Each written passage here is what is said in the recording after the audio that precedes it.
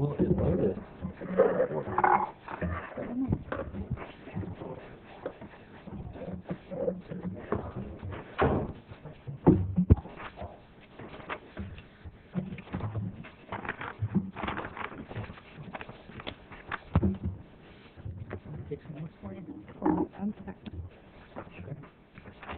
will. If it doesn't work, I'll run and get it for you.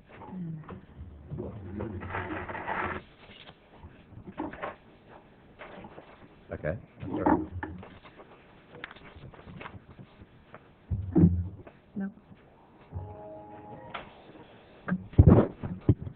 We'll open the regular meeting. Well, before we open the regular meeting at 7:01, we had some items we discussed in closed session. I'll ask the city attorney to make any comments.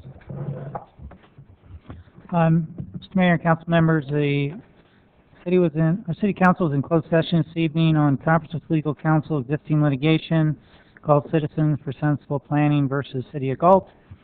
And then the city council was also in closed session on an added item, which were two items, City of Galt versus Galt Wellness Center, as well as the case Galt Wellness Center versus City of Galt. And the council will be reconvening the closed session at the end of the special meeting agenda in order to continue that discussion. Okay. Thank you. We will now open the special city council meeting. 7:02. If I could have the roll call, please. Councilmembers Payne? Here. Claire? Here. Haynes? Here. Meredith? Here. Shelton? Here. I'd like everyone to rise for the flag salute, followed by the video statement.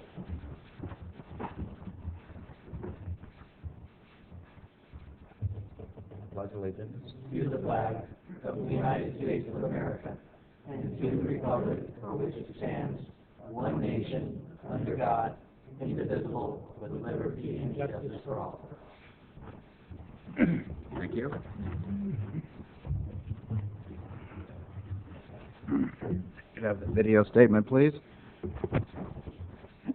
This meeting of the Galt City Council is being videotaped in its entirety and will be cablecast without interruption on Metro Cable 14, the Government Affairs channel on the Comcast and SureWest cable systems. Tonight's meeting can be seen on Channel 14 and will also be webcast at www.saxmetrocable.tv this Wednesday evening at 9 p.m. and Friday evening at 6 p.m. Tonight's meeting can also be seen via live video streaming on the city's website at www.ci.galt.ca.us. A VHS copy is also available for checkout from any library branch. Members of the audience wishing to address council should fill out a speaker identification form and give it to the clerk. Please speak into the microphone when addressing council and state your name for the record. Okay, thank you. Public comment? I have no speaker sheets. No speaker sheets at this time. We will go into information consent calendar. We have a couple items. I'd ask the city clerk to read those off, please. Number one, a resolution authorizing the execution of an amendment to the agreement with Van Scoyac Associates for federal lobbyist services. And number two, approval of contract with Sacramento County Environmental Management Department for implementation of cross-connection control program. Okay, any comments from council? We have one. At this point, and for the record, I would like if I could ask the city manager what benefits we have had in the way of dollars and cents from our lobbyists.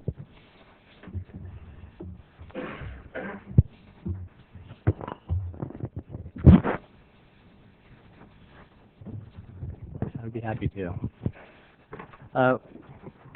We've had some very good success with our relationship with Van Scoyac over the years, particularly for the Central Interchange and the wastewater treatment plant upgrades. Over the last couple of years, we received $500,000 through federal earmark appropriations from Representative Lundgren, $500,000 for the Central Interchange, and $750,000 for the wastewater treatment plant upgrade. Prior to that, 4 or 5 years ago, we received several $1 million in safety lien money for the Central Galt interchange. It continues to represent the city well. This last year, unfortunately,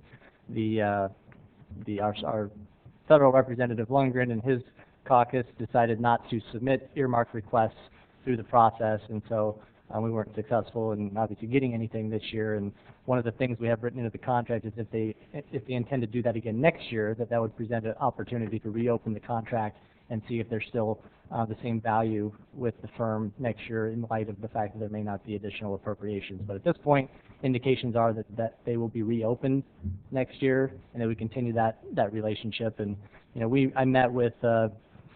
Evich and talked about the city's financial condition, and he was willing to reduce his rate over the next year and really work with the city to maintain the relationship that we've had over the years. So that's why I'm recommending it this evening. And can you share how much that is?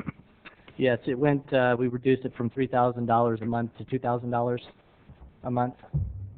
I think it's important that the citizens know that we're getting benefit from the money we're spending with this lobbyist, because often the government is criticized for having lobbyists.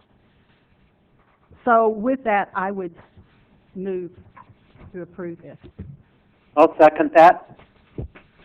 Okay, motion's been made. Is that for both or just this one? That was the one I had Okay. a question on, so I can Okay, say for fine. both. I just want to make sure. Any further discussion? I have a couple comments, Sure, I'm Mr. sorry. Mayor. One of the things that I'm concerned with is obviously what the city manager brought up, the fact that our congressman has basically refused to submit any earmark requests for the time being. I think it would be more prudent for the city of Galt to suspend this contract for the time being and then renegotiate another contract at whatever time Congressman Lundgren decides that the needs of the citizens of Galt are important again and decides to submit earmark requests.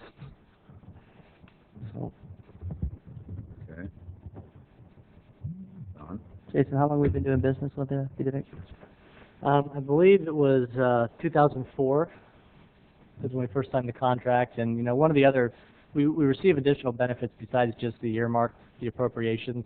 He informs us of grant opportunities and other things that's going on in the federal government, and we have a resource that we can contact when things are happening at the federal level that might affect the city of Galt. I know we've had connections in the past with the trips out for cap to cap and the National League of Cities and so forth. So he does provide additional services to the city in addition to the earmark requests that the city receives. We've been very fortunate to have their service for the last 6 years, and we've benefited from it tremendously. And I agree with what Andrew's saying, but I would hate to take it out on them and drop the service for a year, because I think that over the last 6 years they have been very good to us, and they could have charged us a lot more if I remember correctly at one point, and they didn't. So they've kept their prices very minimal, and I believe there's a big benefit to working with them in the long run, and I'd like to keep that relationship open and moving forward. Yeah, I agree, Don. Actually, they've given us, I believe, I guess you'd have to ask them, but I think we have the most beneficial to us and the least fee they charge of any city in the community, because it's been such a long relationship, and we started it back a while, and they sort of honored it as being that, it's just like any relationship you've had with someone for a long time, try to support that and keep it going. And I fear also if you interrupt it for a year, doesn't mean they'll offer it again. We're actually being offered a price reduction right now. Obviously, in exchange, they get the benefit that they know we're going to continue with them as a client. The other thing is that, as we come out of this election and sort of a lot of things going on, we're not going to lose the momentum during this time of getting ready for the Congress, which, quite frankly, isn't doing much of anything right now. It's not just that there wasn't some appropriations put in. The major legislation for the nation's not even being addressed right now. But that means they're going to have a very active season after the election when they come back. And I think that would be the worst time to be playing catch-up. We want someone who's already in there laying the groundwork so we can be in there with the best of them to get our consideration. And even if Congressman Lundgren doesn't decide to do earmarks, that isn't the only avenue for our city to receive funding. It's just been the most beneficial so far, but a lot of the work Pete's done has probably not been real visible to people, but the work I was doing at SACOG at the national level to get the funding that comes back to SACOG so SACOG can send it down to cities like us, Pete supported that. Pete worked with Feinstein on legislation in Boxer that's benefited our city and the region. There's a lot we're getting for the work that firm's doing, and Pete in particular. So I'd call for the vote since we have a motion and a second on the floor. Mr. Mayor, just as a point of order, I think you have a motion on the floor for both, and I'd recommend that in light of the council testimony, you bifurcate the items and entertain an amended motion on item E1 first. Yeah, we're going to do one first. Right. Yes, there was a motion by Darrell, seconded by Barbara. Or the other way. Okay. We'll roll call vote for the one item, right? Because we're going to do them So separately. just as a, I think just Sorry. as a point of clarification, Someone talking to me at the same time. Sorry, I was trying. I think that the Vice Mayor's motion was for both items, and We need to I'd separate. recommend that the Vice Mayor amend her motion to just cover item E1, the resolution authorizing execution of amendment to the agreement with Van Scoyoc Associates. Okay, and I'm agreeable to do that. And I'll amend my second. Okay. So there's a motion on the floor. We had discussion. Now we'll roll call vote, please. Okay, Vice Mayor Payne? Aye. Councilmember Clare? Aye. Councilmember Haynes? Aye. Councilmember Meredith? No. Mayor Shelton? Aye. Pass. Now we'll go to number 2, which is the approval of the contract. I move to approve the remainder of the consent calendar. I'll second. Motion's been made and seconded. Any further discussion? None? Roll call vote, please. Vice Mayor Payne? Aye. Councilmember Clare? Aye. Councilmember Haynes? Aye. Councilmember Meredith? Aye. Mayor Shelton? Aye. Okay. Next item, department reports, city manager's office. 2010 to 2015 Capital Improvement Program? Good evening, Mr. Mayor, members of the City Council. My honor I'm privileged to be able to present to you the 2010-2015 Capital Improvement Program. Council is aware we started this program several years ago, and this is a continuation. Every 2 years, we kind of do just like the budget, we do a major update of the program, and then the intervening years, we do a smaller adjustment or amendment to that document. So this is a larger adjustment that we do. I'm going to give just a brief kind of history synopsis of what the CIP is for, what it is. Long-range capital planning document. It takes a look at all of the city's infrastructure needs over many years, takes into account all of the different studies, master plans, things that we've looked at in the past, and tries to plan out how we're going to phase those projects, where we're going to get funding, to identify future needs for the community. And it looks at opportunities for grant funding. One of the things a lot of granting agencies look for is whether you have this project already in your capital improvement program, and so it helps us in identifying future grant opportunities. Again, it's a detailed 5-year cost analysis with revenue estimates, and there's also a category for beyond CIP, for those ones that we're not anticipating in the near term, which is those 5 years, but still think it's important to keep on our radar screen and plan for, particularly plan how we're going to fund it and where we're going to get the revenue from. Those are also listed in the document, and again, we do update it annually. The current CIP that's presented before you tonight has a total of 100 projects, costing a total of $621 million. Many of those costs, again, are beyond the CIP, but we do have within the 5-year time frame of the CIP a total of $86.2 million in projects.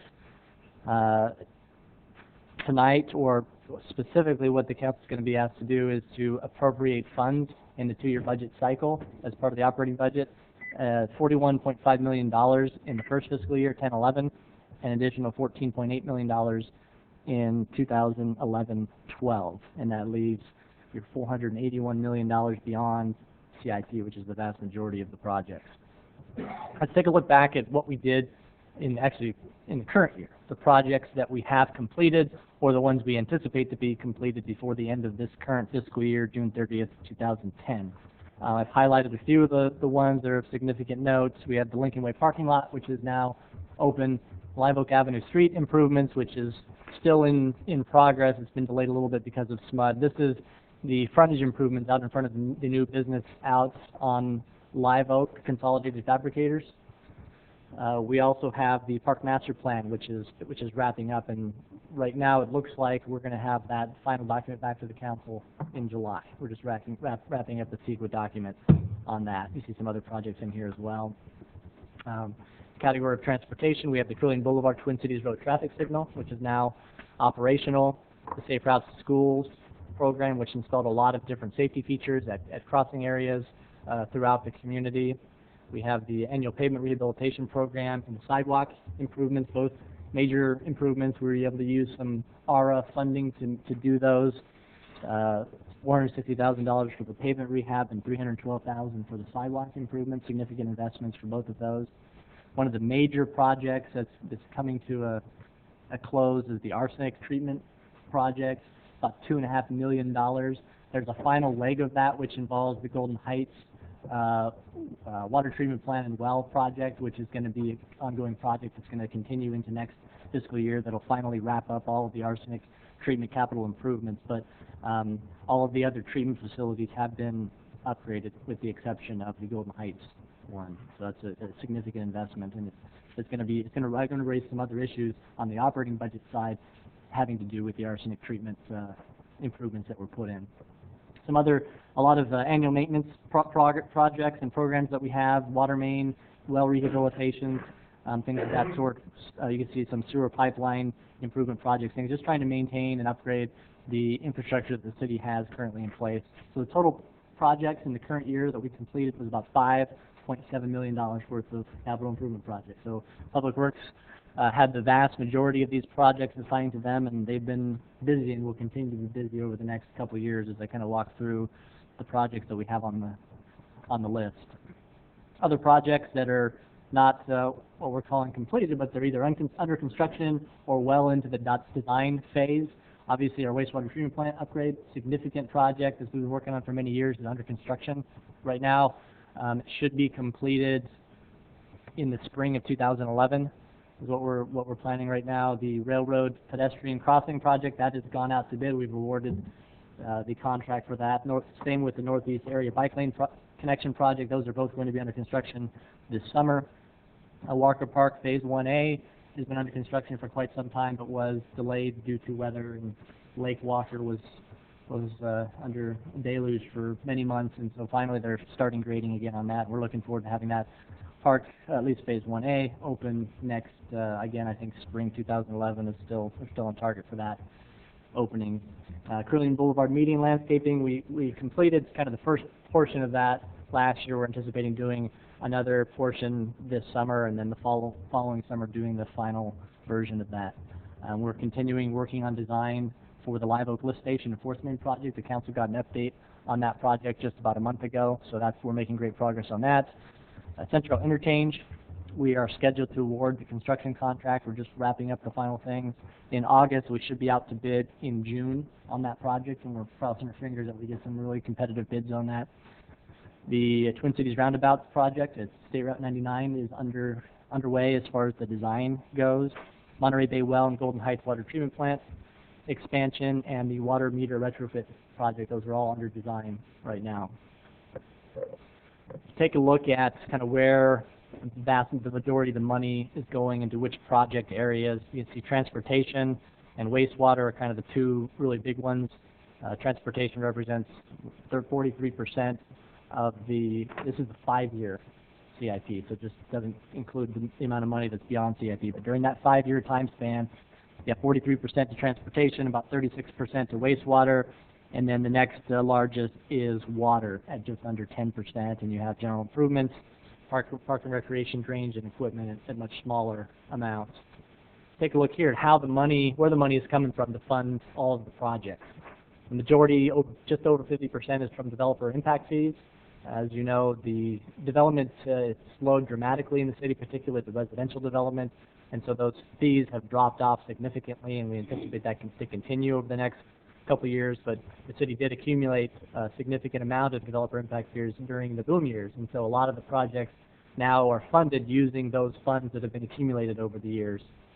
There is some amount of money in the general fund. A lot of those have been pushed out into the later part of the 5-year plan because of the budget problems we're having. Measure A, most of this is from the Central Interchange. We do have significant amount of federal and state dollars going into our program, about 13%, $11.6 million. Charges for services is another big one. That's a lot of our water and wastewater rates and so forth that go into that component. So it's pretty well divided, but again, the vast majority of the projects are funded out of developer impact fees, which is going to lead into some of the next projects as far as some of the adjustments we've had to make in the CIP to account for the drop-off in developer impact fees. As I said, we have had to defer or delay many of our projects as a result, but we're still moving forward with quite a few. And so what I wanted to do was not go through every project, but to highlight the new ones that we've added as part of this year's, and then note any significant changes in each of the categories. And then, we'll give the council an opportunity to ask questions about any specific projects as I go through here. The new projects under the general improvement category are shown on the slide here. We have the Central Galt Corridor Rehabilitation Project with the design scheduled for next year. That project, along with the Union Pacific Railroad parking lot improvements, those were both projects that were identified in our economic development master plan that we did, the roadmap that we completed almost 2 years ago now. And it was to basically spend money along C Street, Lincoln Way, and down along the Union Pacific Railroad corridor to beautify the area, add additional parking, put some median landscaping in, put some new street trees and things of that sort to really enhance and beautify that area, make it a much more of a destination for shoppers and hopefully increase economic vitality in that area. In order to finance those programs, staff is proposing a bond issue in this coming fiscal year to do that. As the council knows, the state took a slew of our redevelopment funds, and both these projects are funded or proposed to be funded out of redevelopment funds. And so the way that we're able to fund those is through the bond issuance. We have a couple other projects here. The Railroad Quiet Zone Study, proposal of $75,000 to at least initiate study to take a look at what it might take to construct a quiet zone through Central Galt. And a couple things that created the impetus for this. One is we have some CDBG funds that are available in the current year that would allow us to do this project. It's an eligible expense.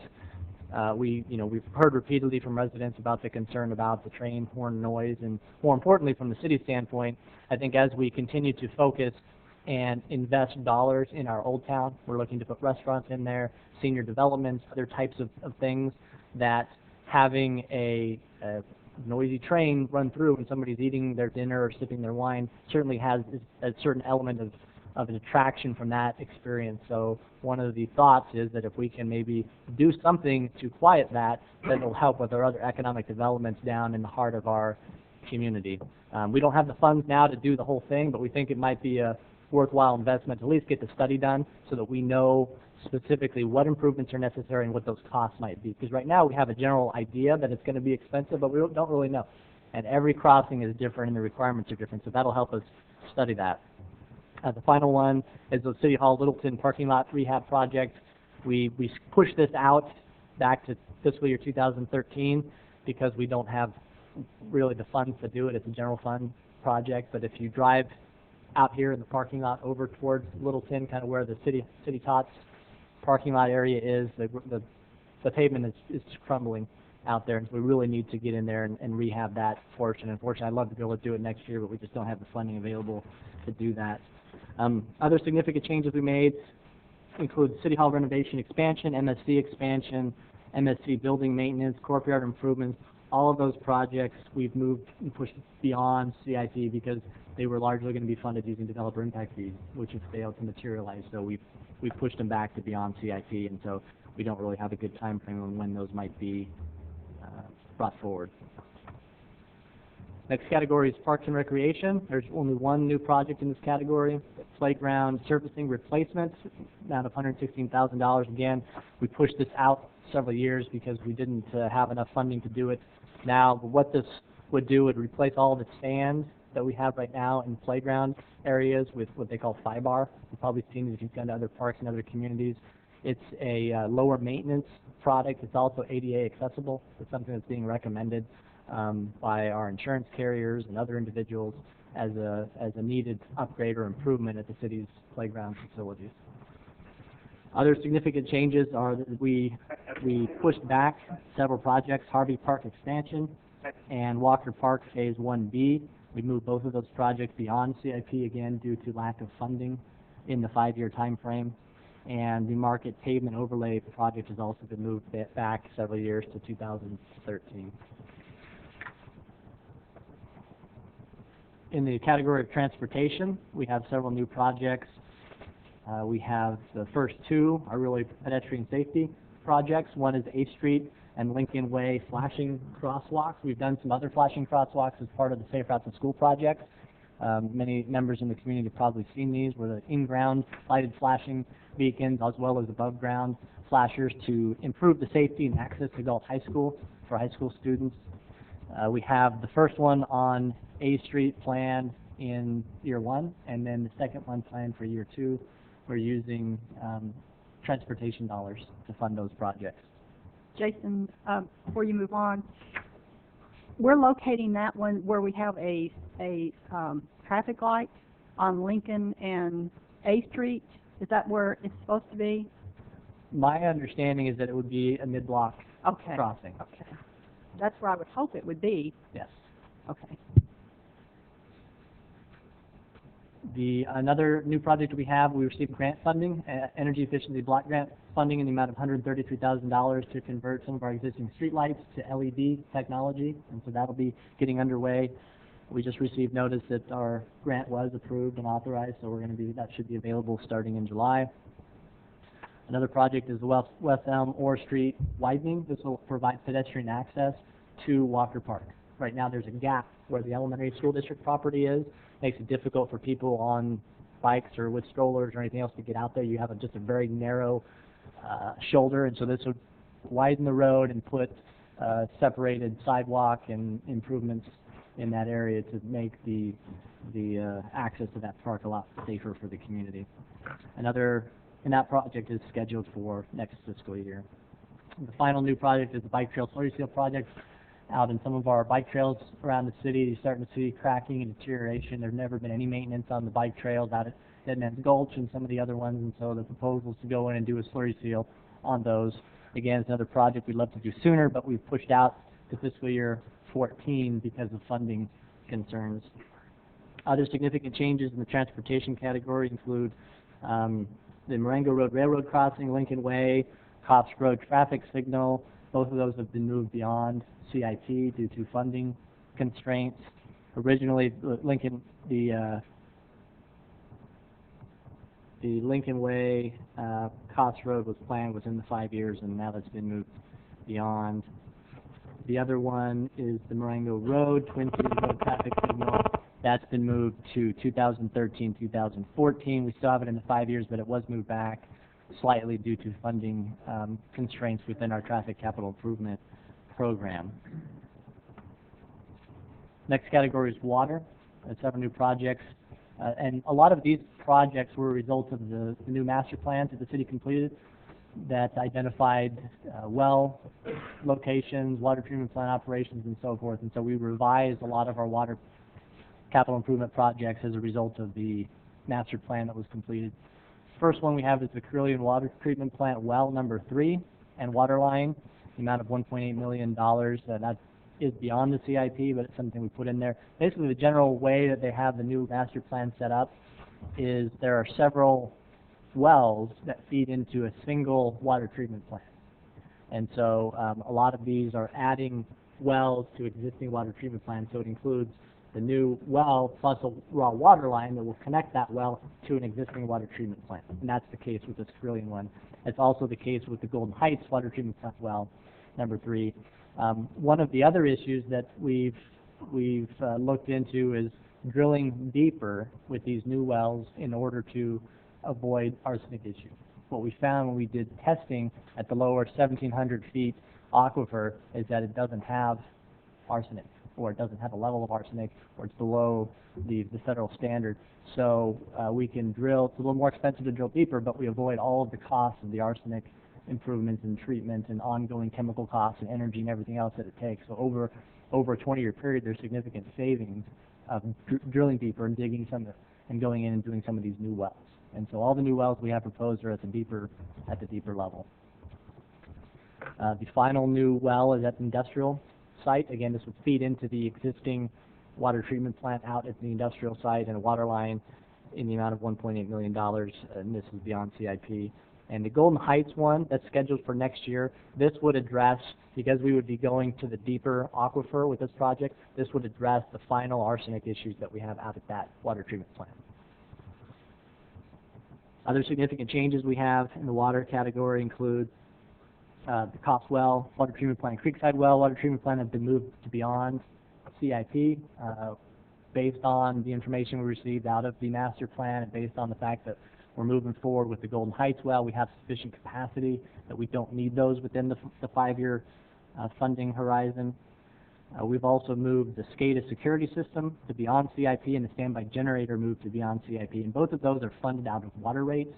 And as I'll go over in more detail, part of the budget presentation, the water fund has a significant problem right now with funding. The arsenic project has created a significant gap in that fund, and we're going to have to address that in the coming year. And so we have pushed off as many projects as we could, including those two. They've been moved beyond, and we've been pushing off a lot of maintenance projects and so forth. But what we have included in the budget right now is the use of all of the reserve funds in the water fund, leaving only $38,000, which I don't think anybody is comfortable with. If we have a major break or something, we're out of luck.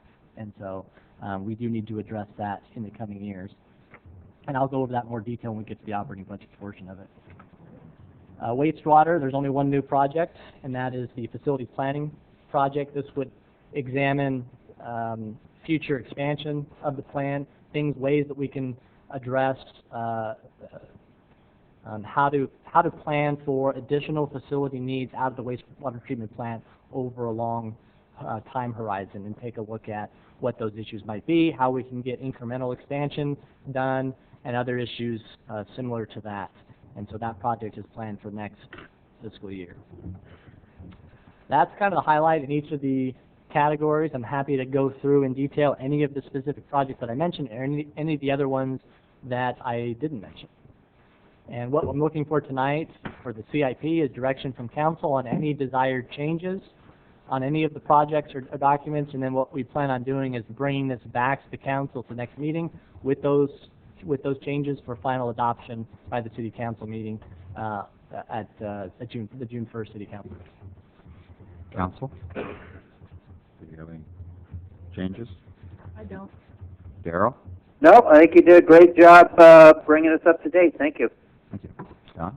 Yeah, I think you did a great job. I think it's just unfortunate some of these projects that I really would like to have seen us move forward with, we're not able to do it, but I understand the circumstances, so I'm in agreement with you. Andrew? I did have one recommended change. As much as I would like to see the railroad quiet zone study conducted and funded, the prospects of us being able to put any money towards actually making those improvements in the time frame of the CIP is just really low. And I think to spend the $75,000 to do the study at this point would just be careless use of taxpayer funding. I think that the emergency generator that we've been talking about getting here at City Hall for 3 or 4 years, which has just been dire need of replacement, I think that's a more pressing issue for the city. This is our standby command center in the event of an emergency taking place here in the community.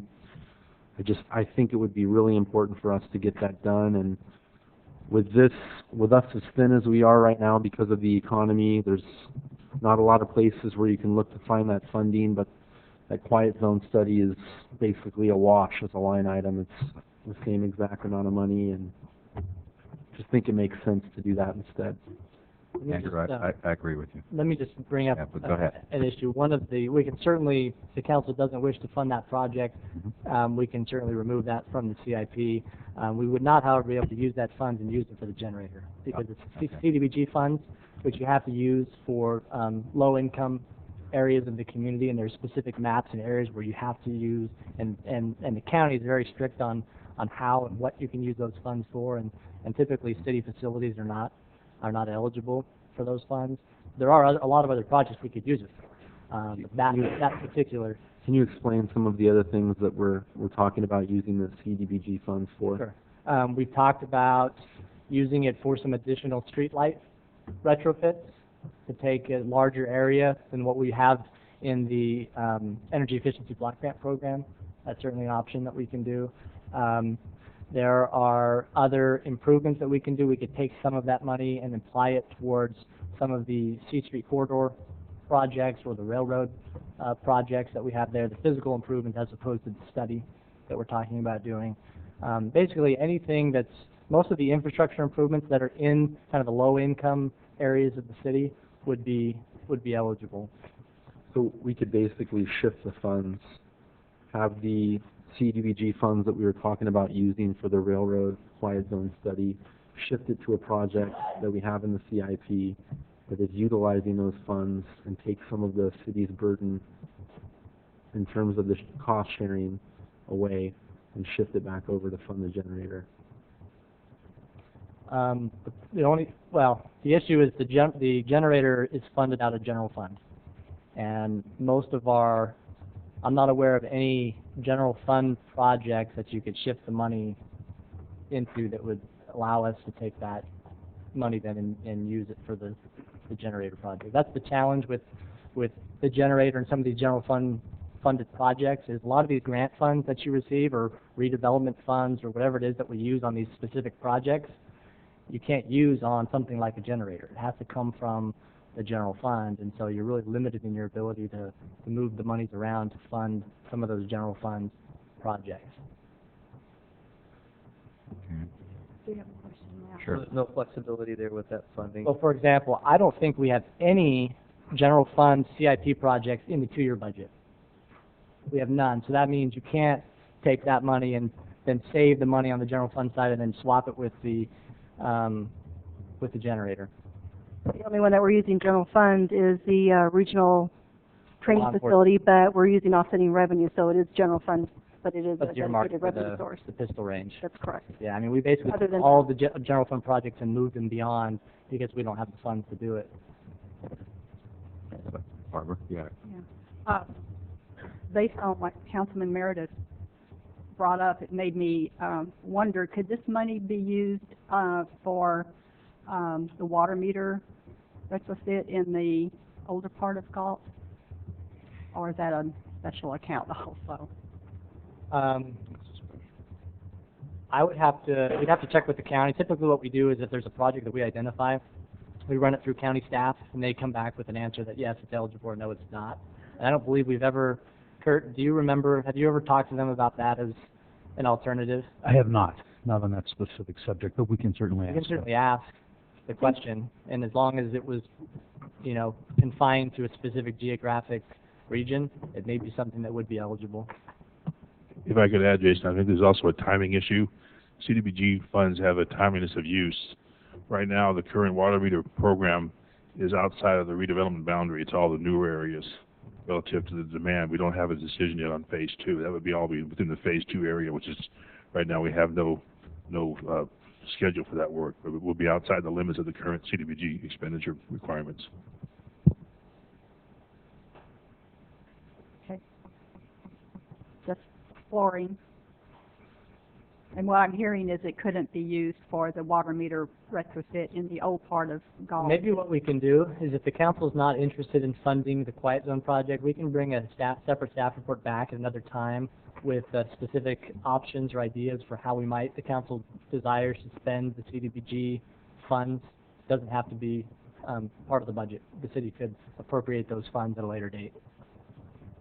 Council? Well, if I may, one thing I'd be interested if you're going to bring back for consideration not doing this study is an opinion, if you can get one or already have one. If we had the study done, how better positioned are we to go after funding, having the study in hand, as opposed to approaching people for funding if we haven't even done the study yet?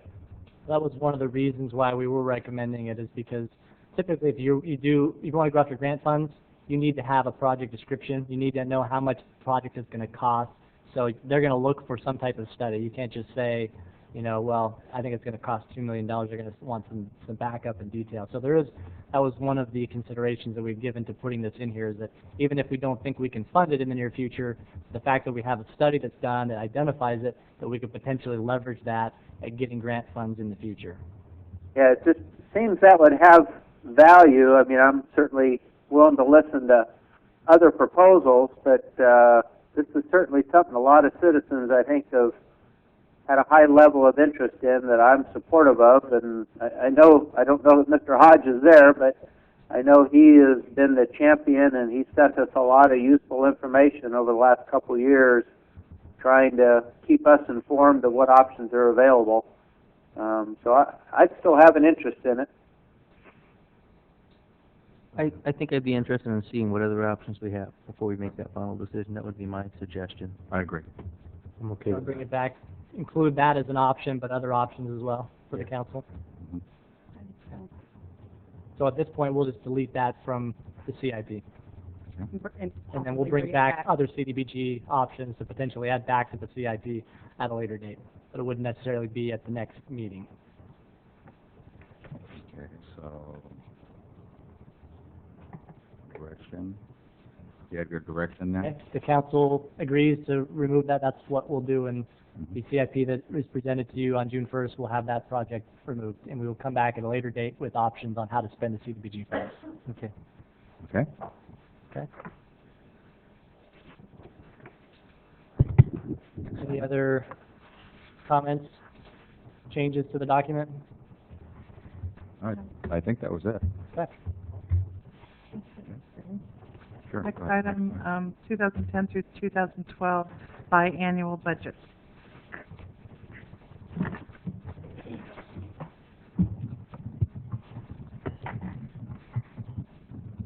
All right. Well, this budget process has certainly been a challenge, and before I kind of dive into the details, I wanted to acknowledge all of the staff that has been involved in the preparation of the document. I think I was really proud of the fact that everybody came together and offered suggestions and alternatives and ways to reduce, and so it wasn't a lot of give me mine and I don't care about yours. It was coming together as a team and realizing where we were as a city and the financial challenges we were facing, and so I was really proud of the hard work that the staff went through and the real willingness to work together to find solutions. So it was really it was a positive experience for me, and hopefully it was with the rest of the staff. I know people worked long hours and stayed up late and weekends and everything else.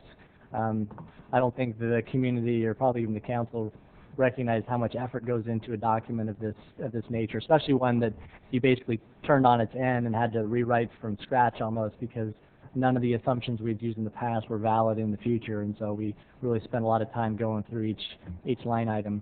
You know, as the council is aware, the city is really facing unprecedented financial, not just the city, but the state and really our nation. We haven't had really since it was, you know, city incorporated in, I think, 1947, and so that was after the Great Depression. So since the city incorporated, this is probably the worst financial condition that the nation has experienced, and certainly the city of Galt has experienced. And so we're breaking new ground, and we're trying to do the best we can to manage the budget that we have.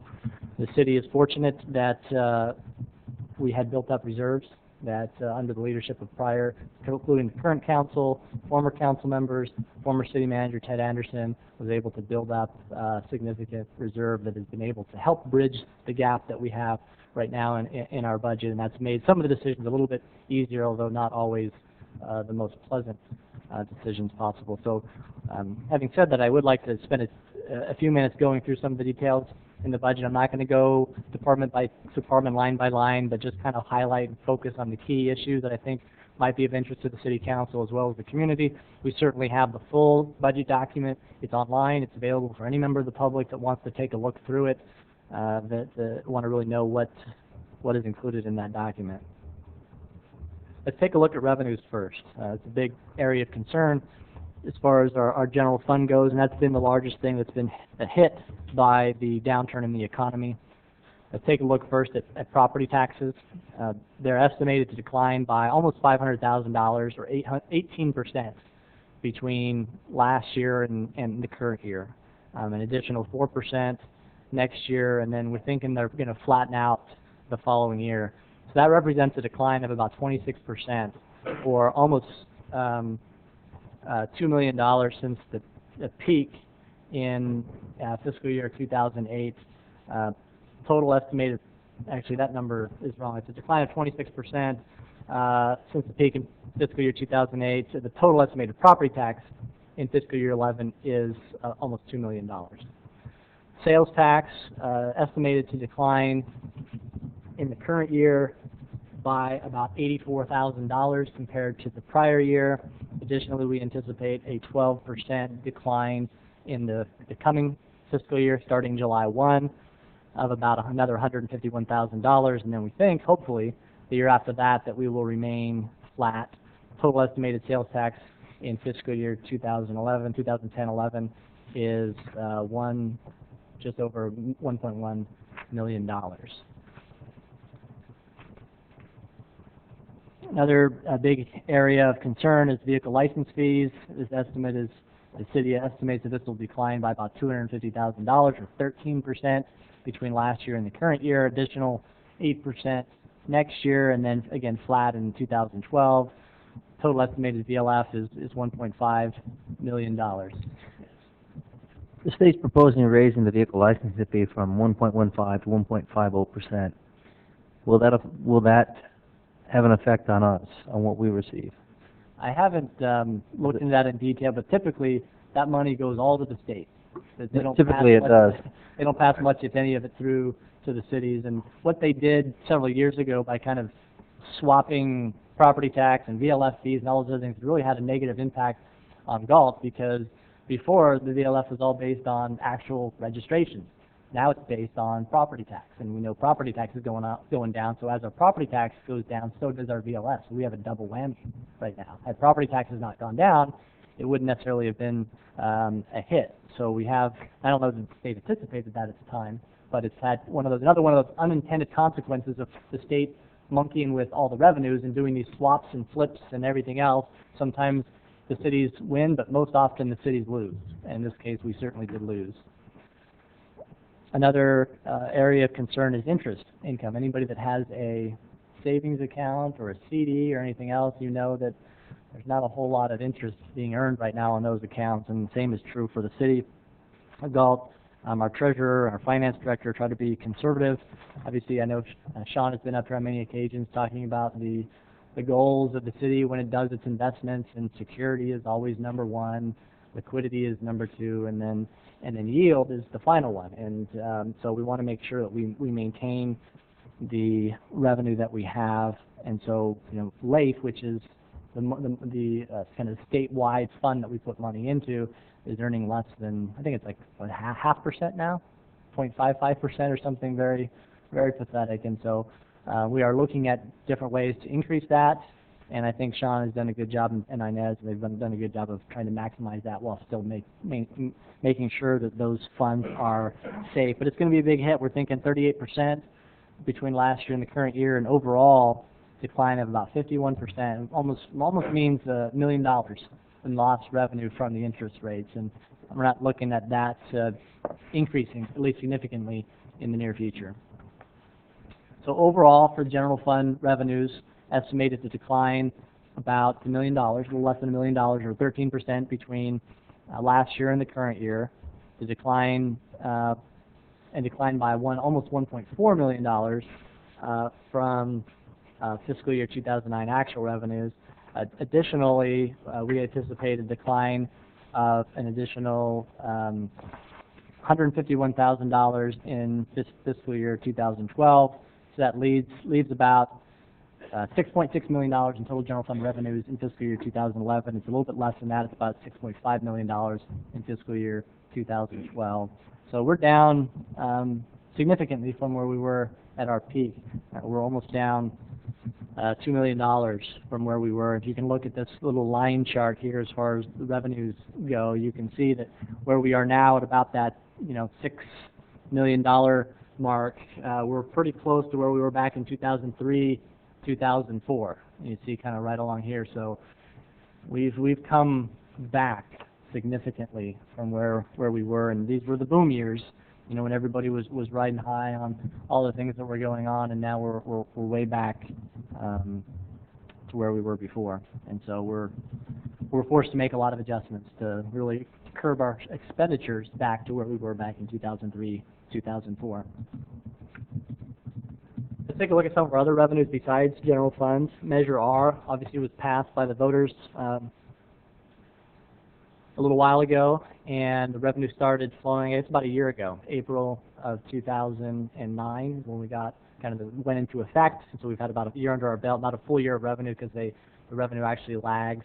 But our current year estimate, fiscal year, is about $673,000. So that's a significant benefit to the community by having that revenue. We've hired to date 4 additional police officers. That includes 1 school resource officer and one dispatcher in addition to those 4 officers. So that's been a real pleasant surprise or addition to the city's budget. Culture and Recreation Fund, actually we're seeing some positive movement there. In the current year, our revenue estimate, we've increased it by about $155,000 compared to the original budget, which is very positive. The market is doing very well right now, and that also represents a net increase of about $100,000 compared to what we did last year. So we're hoping the trend continues. For the first time in several years, we have a waiting list again for both Tuesday and Wednesday for our vendors, and so that has been a real positive thing in the preparation of this budget. We're hoping that it will continue into the future. I've already touched on the next one, which is development impact fees. Those are low and expected to remain low, really, for the foreseeable future. The biggest impact on the delay of those impact fees are 2 things. I'm going to go into a little bit more detail, but I'll briefly mention that we have two bond issues that were basically pledged, that development impact fee money was pledged for the repayment of those bonds. One is the police facility that we constructed several years ago, where we pledged future development impact fee to pay back that bond. And when that development fee revenue dries up, then the City of Galt and the general fund is on the hook for those repayments. And so we are okay currently, but for the first time, we're anticipating in 2012 that the general fund is going to have to make some of those payments for that facility bond. And if the development fees don't come back, that the annual debt service payment is over $300,000, and so the general fund could be on the hook for all of it if we don't get any revenue, or a portion of it, depending on what those revenues look like. And that bond doesn't run out until 2016. So it could be a real anchor around the city if we don't see some improvement in the development impact fee arena over the next couple of years. Now, and the same thing is with our wastewater treatment plant. There was a bond issue several years ago in order to expand the plant. That was pledged using Fund 14, which is connection fees. As those connection fees have been drying up, just like other development impact fees, those revenue sources have been drying up. We may not have enough funds in the future. Right now we have enough to cover us through this 2-year budget, but there may come a day where we don't have sufficient funds to cover the debt service on those bonds, and then we'd have to come up with another revenue source to cover those. Jason, what's the cost amount on that wastewater treatment plant bond? Annual cost? Inez, can you look that up? Sure. Really quick, I can't remember exactly what it is. On the wastewater treatment plant, we're running about $450,000 a year, interest and principal. Okay. Thank you. And there's an outstanding principal amount of just over $3 million, $3,005,000. Okay, so we know the revenue situation is bleak in many areas. We do have a few positive things there. So this is provided kind of a summary of some of the things that we've done as staff to reduce expenditures. One is every department has reduced their maintenance and operations budget in all areas, including services, supplies, travel. Everybody was really looking hard at their budgets and finding places that were that they could reduce expenditures. Reduce part-time budgets and overtime budgets. We have, starting July 1, we will have 14 full-time frozen unfunded positions in, I believe, every department in the city will be represented by that list. This represents over 10% of the city's full-time workforce, total cost savings of approximately $2.8 million over the 2-year budget. So it's a significant savings by keeping those positions open. We have deferred a number of capital projects that I already went over as part of the CIP. We have, through negotiated agreements with both labor groups, implemented the following measures, resulting in annual savings of approximately $425,000. We eliminated annual cost of living adjustments, salary adjustments, implemented a citywide furlough program. It's equivalent to a 3.5% salary reduction. We reduced and capped the medical insurance waiver for employees, and we also implemented a 980 work schedule. In total, the total City of Galt fiscal year 2011 operating budget is $28.8 million. Fiscal year 12 is $29.4 million. The current year budget is $35.4 million. So you can see that's a significant reduction. Our current year revised estimate is $32 million, so we're projecting a total citywide savings in the current year of $3.4 million below budget. And then for, if you want to compare the current year adopted budget of that $35 million to the next fiscal year recommended budget, we're reducing our total expenditures by $6.6 million. If you just take a, that's citywide. If you just take a look at general fund and the culture and recreation fund, because those are the two that fund a lot of our operating costs and really fluctuate based on the economy. Combined operating budget for those two funds in fiscal year 11 is $14.3 million, and in fiscal year 12 it's $14 million. In the current year budget for those combined funds is $16.3 million, and the revised estimate for the current year is $15.2 million. So just between general fund and the culture and recreation fund, we have a savings in the current year of $1 million below what our original budget was. So I think staff is doing an excellent job of not spending the money unless it's absolutely needed, even though there's budget money there. We're only doing it if it's necessary and essential. And so staff is giving back a significant amount of money that was budgeted. And if you compare the adopted budget, the current year adopted budget, to what we're recommending for next year, it shows a reduction of $2 million just between general fund and culture and recreation fund, which is a significant reduction off of a $14 million budget. Okay, let's get into some of the key issues on the budget. One of the things we did this year was we took a look at workers' compensation. In the past, workers' compensation was just doled out equally among departments, and the reality is there are different rates depending on what the person does. Public safety, street crews, people that are in the field have much higher workers' compensation rate than people that sit at a desk, because the incidence of workers' compensation when you're out working in potentially dangerous jobs is higher. So we've spread the methodology now based on the actual work performed. It gives us a better, more true look at where our expenditures are.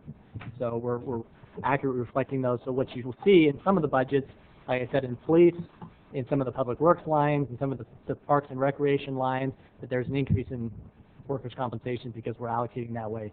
Some of the other kind of office-related departments, city managers, finance, clerk, planning, and so forth, those will see a reduction in workers' compensation because they're office-related staff.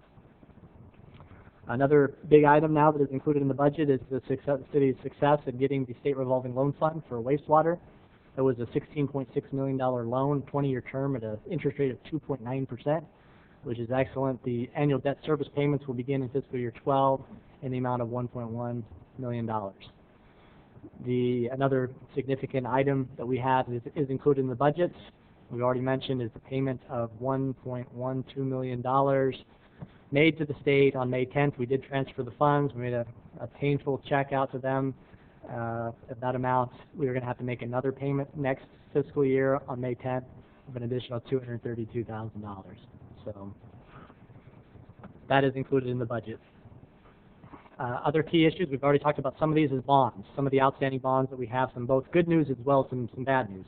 Good news is we have several bonds that are going to be ending. We're going to be fully paying those off in this 2-year budget cycle. First is the Galt Middle School JPA bond. This seems like it's been out there forever with the city, where we've been taking all the redevelopment tax increment on that project, which is right across the street, that shopping center. We've been taking tax increment there and using that money from redevelopment to pay the bonds. We've also been taking a portion of sales tax from that site.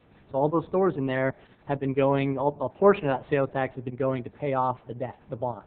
And that's going to end in 2012. That results in additional redevelopment fund revenue of $180,000 a year and sales tax of $40,000 a year. So that's a very positive thing that will, and we don't see a huge benefit in this 2 years. It'll be towards the end, but beginning every year after that, it's going to be a nice weight off of the city. A couple other bonds that are going to be ending through this 2-year budget, and again in fiscal year 2012, is the market improvement bond. That is going to be repaid again in fiscal year 2012. It's about $550,000 annually that's paid out of Fund 6, which is the Culture and Recreation Fund. Right now, the city general fund is supporting a portion of the Culture and Recreation Fund operations because the revenues have been down and so forth, and partly because of this. Beginning in fiscal year 2012, when this bond goes away, that will no longer be the case. The Culture and Recreation Fund will no longer need a subsidy from the general fund. So it'll be back to being kind of self-sustaining. So that is a very positive thing. And again, we do receive benefit in 2012, but there will be even more benefits as we move forward in future years. So a smaller amount will also be repaid in the coming year, I believe, in August, if I remember right. We'll pay the last payment for the sports complex bonds, and that's about $60,000 annually. I've already mentioned the police facility bonds and the potential impact and negative impact that might have in the future, so I won't go over that again, but it's about $315,000 annually that the general fund might be on the hook for. Another major issue that I highlighted in the CIP is the issue that we have with the arsenic, or the water fund. With the large arsenic project that we've been mandated to undertake, we've just used existing funds. We haven't increased rates to compensate for the arsenic project like we did with the wastewater treatment plant upgrade project and so forth, and the cost went from initial estimates of just a couple $100,000 to nearly $3 million. And it's just something that our water fund was not able to absorb.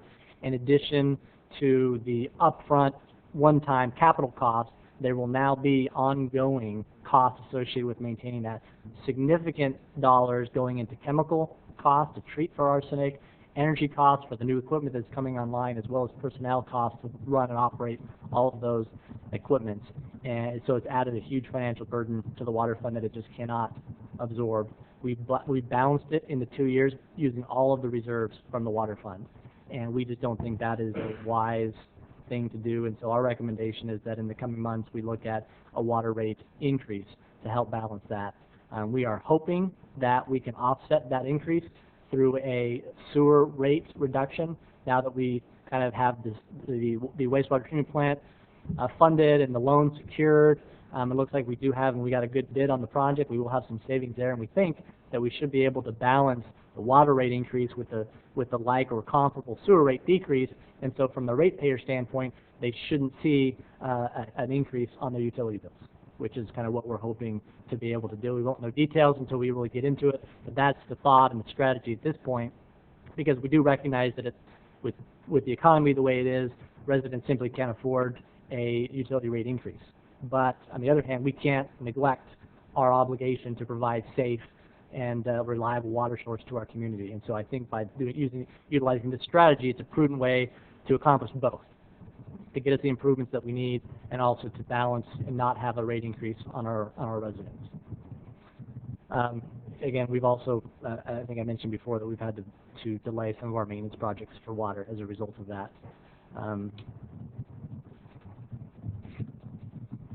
Let's take a look at our staffing levels. Right now, the city has 135 full-time authorized positions.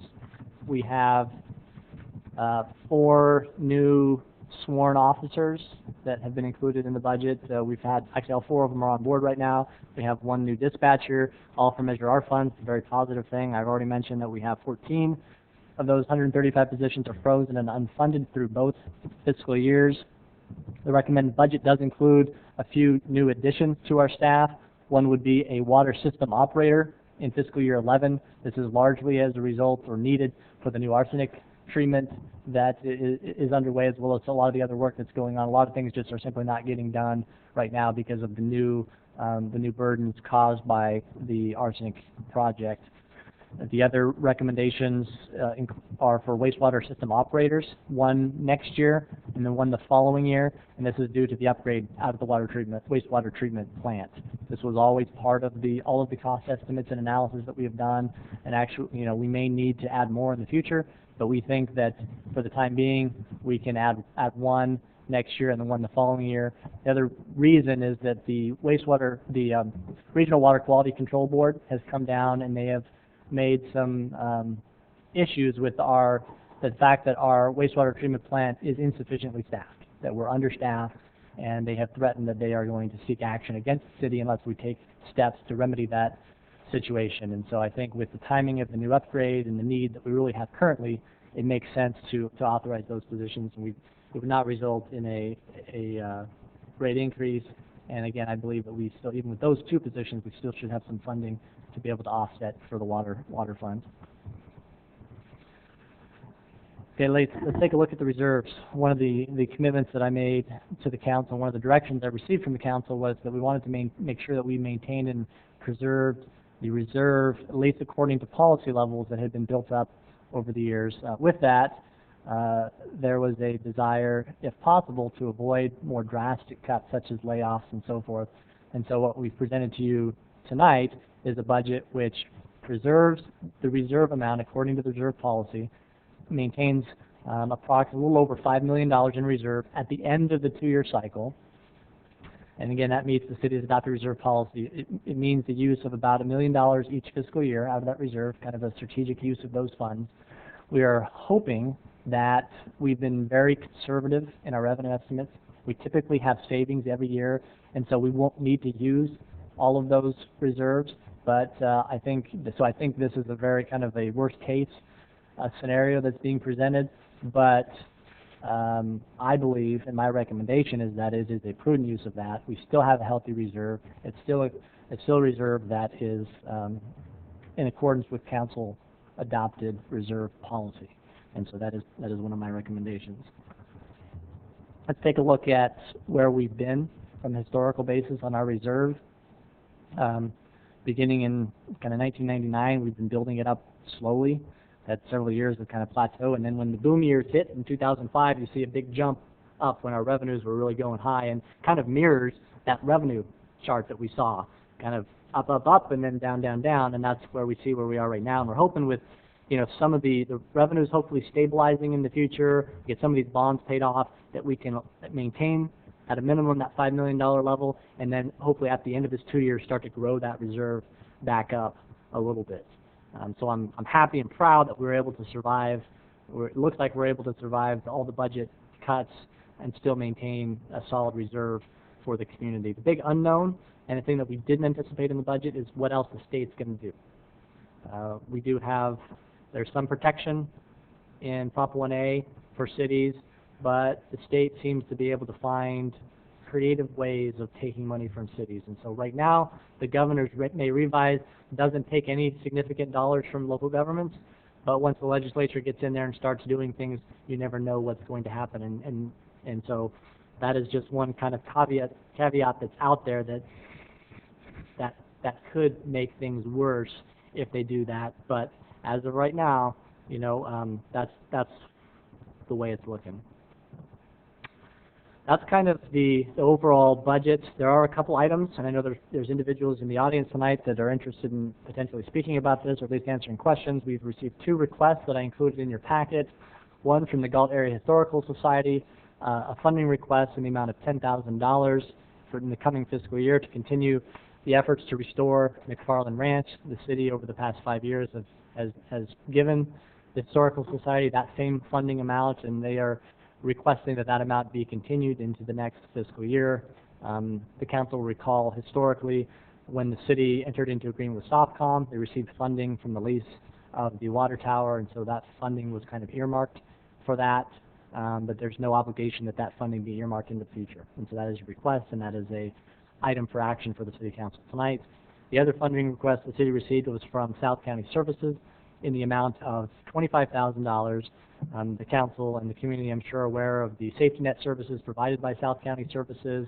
This would then, their budget has been significantly cut through federal, state, county budget reductions, and so they're trying to survive and continue to maintain and operate as a functioning part of the community and able to provide those kind of safety net services in the community that they do, rent assistance and other types of food and clothing programs. And I'm sure the director is here tonight and she can provide some more information if the council wishes. But this is for basic operating expenses, utilities, rent, personnel, things like that, just to keep the doors open and continuing to provide the services. I know one of the issues that has come up is there's sometimes grant money for food or programs, but there's no money for keeping the doors open or putting staff out there to do things. And so that was their request is for $25,000. And again, I'm looking for direction from council on whether there is a interest or a motion to fund either or both of those requests. And that concludes my presentation. This is similar to the CIP, where I'm looking for direction from council on any changes to any part of the budget, and specifically looking for direction on the two funding requests to make sure that if the council wishes to fund those, that we would include those. They are not included in the budget that's being presented to you tonight, so those would be in addition to the budget, and they would be, if the council desires, they would be brought back on June 1st and included in the final budget document. So happy to answer any questions. I know staff has all of their backup budgets and documents and ready to answer any questions that you might have. Comments or questions from council? Are we at this point ready to question the budget, ask questions about the budget? Is that where we are? Yep. That's where we're at, I believe. Open it up. Can we open it up to the public and see if there's anyone that wants to talk first? Sure, we can do that. You want to wait? I'm fine If with there's that. anyone from the public that wishes to speak? It is an open meeting. If anyone from the public wishes to come to the podium and speak, you can now, or you can hold your peace.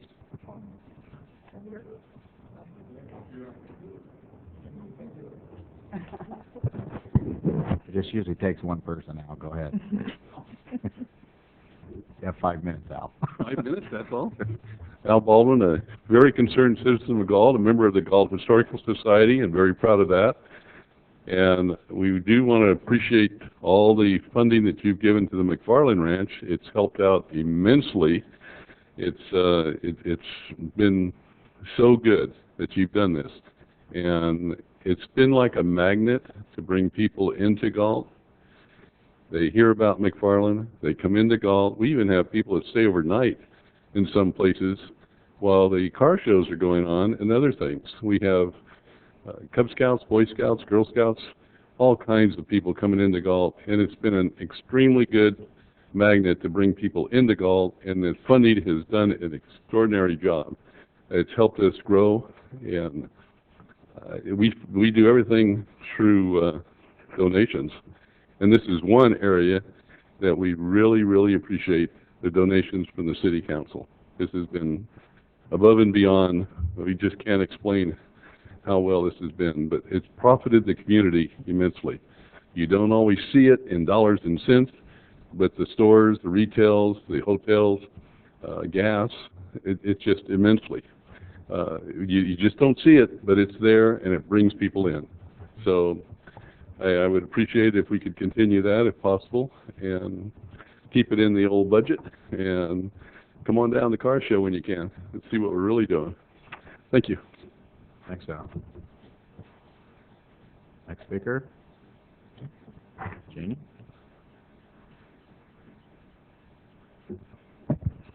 Hello, I'm Gene Olson, and I wasn't going to talk tonight because I thought Al did a beautiful job, but I have to share something. We had a group of youngsters come to the ranch last week, and our photographer took some pictures, and I got a chance to see him today. And there's a little picture of a boy. He's a little bit of a guy, and he is going to make something. He's got this board, and he's got this nail, and he's looking at this nail, and he's got this hammer like this, and I thought, this is what it's all about. We're giving them their first introduction, in many cases, to how to use tools properly, how to plant plants properly, what value there is in agriculture, because most kids think you get all your food from the grocery store, but that doesn't go past that. And we try to give them the step further back. Along with that, we give them a fantastic history lesson. And if you could see these pictures, and I hope that maybe we'll be able to have some of them at least in the PowerPoint that we give you next year, but they were all in costume, all the little girls with their little bonnets on and their aprons, washing on a scrub, the old scrub boards, the washboards, learning what it was like for the pioneer woman who had to keep house and clean. It was great. And I share this with you because I want to thank you for making it happen. Thank you. Jeannie, before you get too far away, I know you have a lot of young people that come out to the McFarland Ranch, and there's a lot of benefits, and you have special programs as well. Do you have any plans in the future for any programs for, I'm just going to call them the kids that are kind of on the borderline? You know, maybe they It is my dream. Yeah, it is my dream. In fact, we had talked with some of the outreach consultants in the middle school to see if we couldn't do some days of either like a retreat or something like that for these kids to come out and to talk to law enforcement, to talk to people about drugs, to talk to them about tobacco. We need to do that. That is a very important part of it, and it is in the mix. We plan to do that. We also plan to bring in the Nature Conservancy to help us teach natural science to the older youngsters. We intend to use the high school kids more and more and to get them interested. There is so much potential out there, but because our philosophy is first you get the money, then you do the job, we have to go slowly, and that's what has taken us so woefully slowly to get where we're going. But I'm sure, you know, if any of you have gone through this where you had to budget before you could go out and buy, you know that sometimes you get it all budgeted and you go to buy it and the price has gone up, and so you got to go back and you got to budget some more, and we've been through that. And that's what really makes it difficult. It's because we have to have the money there first, then we can do the task. We are doing what we can to prepare, so the minute we have the funding to go with it, we can do it. And something like that you're suggesting is something that we don't need that many funds for. What we need is people who are interested enough in creating that. If you'd like to help us out, we'd love to have you. I probably do. Okay, that's great. Thank you, and thank you all. Thank you, Jeannie. Thank you. Any other speakers? There's one coming down. Sure. There was comments about the budget. Okay. I know. Proper time to talk.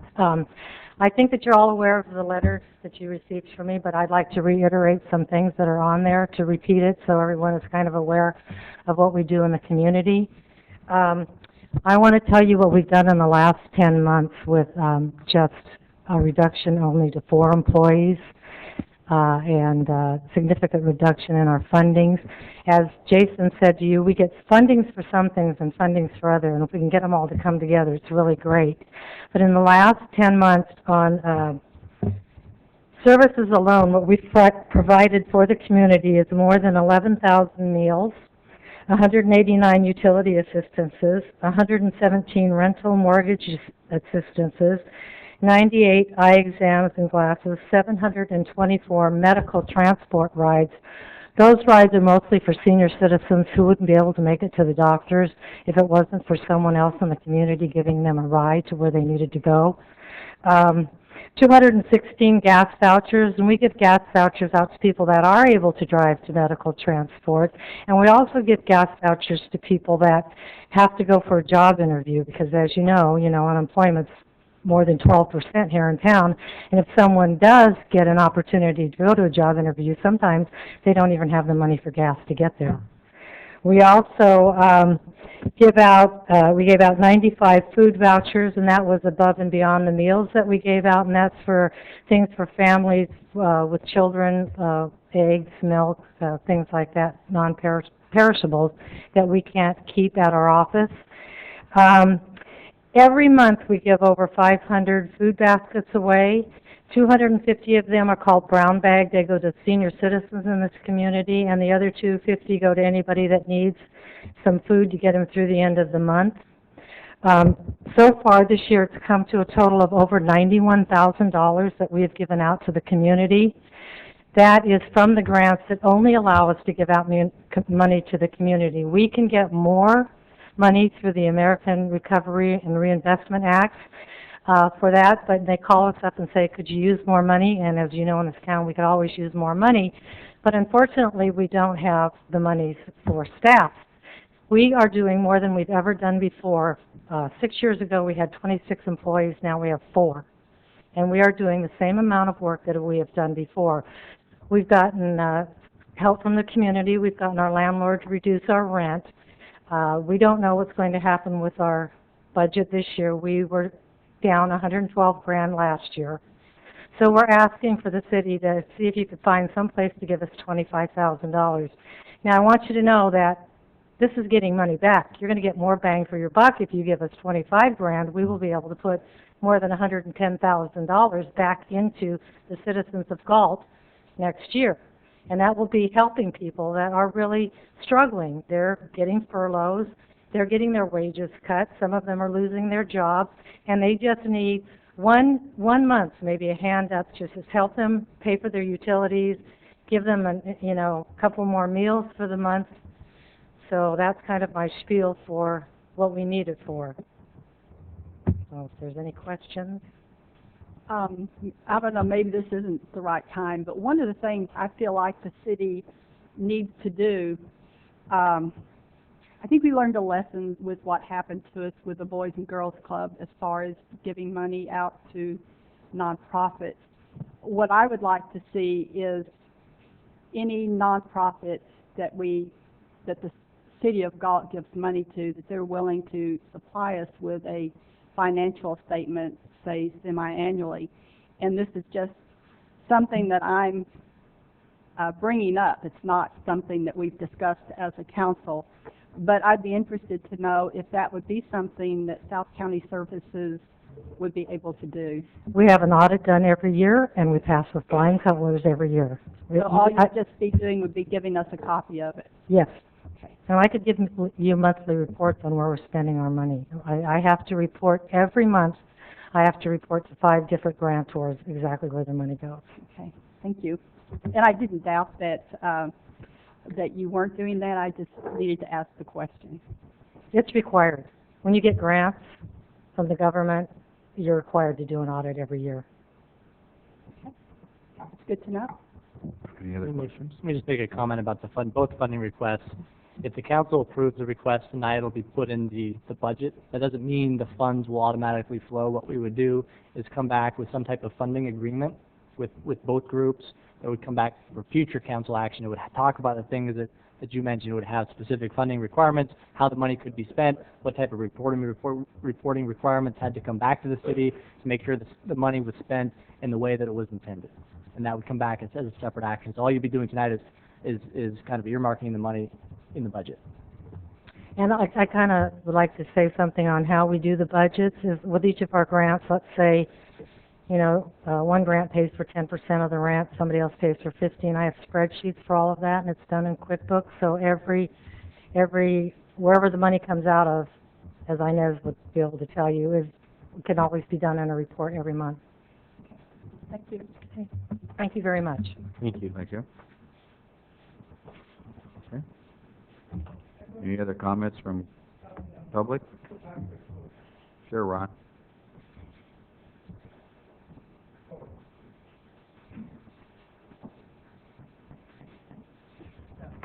Ron Jacobson. Anyway, I'm the director of the ranch. If there's any questions on the ranch, I'm out there every day, and I see everything happening and going, what, all the building going on, what the kids have been doing.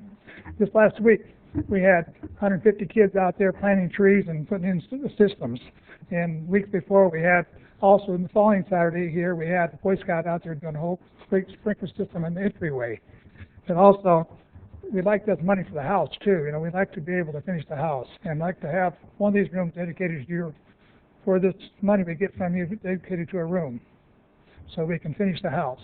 And we can also show you budgets and have a complete plan that the wallpaper showing all the paper, what kind of fixtures, everything going in the house, and if we can help us finish the house, we appreciate that too. I think that everybody here knows that for whatever investment we're putting into McFarland Ranch, that we're getting it back probably, who knows, tenfold. And I certainly appreciate all the work that you personally have done, as well as the Historical Society. So I think you need to know that, at least for me, that I do appreciate everything you've done and feel like you are a good part of the community. Thank you. Thank you, Ron. Thank you. Mayor, if I could, Sure.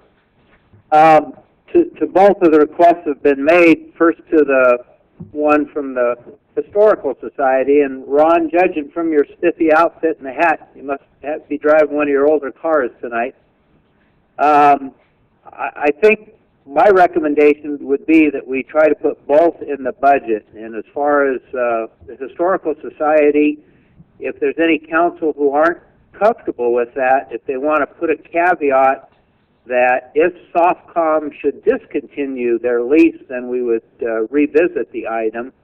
But for now, as long as that's continuing and that funding source is there, that the funding to the society would continue. And as has already been pointed out, the people who come into the community and the money they spend while they're here visiting out at McFarland Ranch in particular, and some of the other events in the Ray House, I don't know how we'd ever capture that, but I don't think it's hard to imagine we're getting a return on our investment, let alone the investment in our own community and the pride of those properties and the children who are going through the learning programs and preserving our community's heritage and all the rest. As to Mary Lou's organization, I think, you know, there's ways we can sit down with them and address the things she's pointed out, where it's actually in our financial benefit to partner with them. And I know both organizations, and Jeannie in particular has pointed this out to us, if our city is not partnering with these two types of organizations when they're seeking other funds, it just makes it that much harder for them, because those funding and grant sources, you know, want to see that the own community that they're located in is willing to invest in those organizations. So we bring them credibility as they seek other funds by being a partner with them, and I'd hate to see us not on the list of supporting those two organizations. Okay. I think without question, the Boys and with the Historical Society, with or without SOFCOM, I would support that. They've always done an outstanding job. They use every penny that they make and they put it right into McFarland Ranch, so I 100% will support them. Mary Lou's request, I most certainly will support it. I just think we should be cautious in the future that our commitments, we got to be careful that we don't overcommit, because one of my concerns is, much like we had with the Boys and Girls Club, is that we find that we've invested a great deal of money over time. And nothing against Mary Lou or any other group for that matter, is that I would be cautious in the future as to the amount that we do give. I think that's one of the things we have to be careful with. But the $25,000 that's being asked, I'm comfortable in approving it. Let me ask, can that money be spent on what it's proposed for? I'm just asking what the request was in the letter. I mean, can we I think, and Steve can weigh in too, I think what would be required is when we bring back the funding agreement that we articulate the public benefits that is derived from both of the organizations, because that's, I think, the argument that you need to make, and the findings that the council would have to make is that there is a public benefit to providing funding for those organizations. And so, okay, so if it is approved, then you would be bringing that back to us next meeting.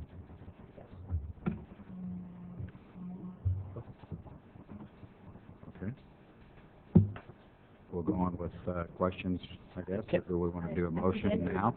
I'm sorry. I just wanted to, go ahead. You want to wait? Yeah, I'll wait for it. Okay, Andrew's going to wait. Go ahead, John.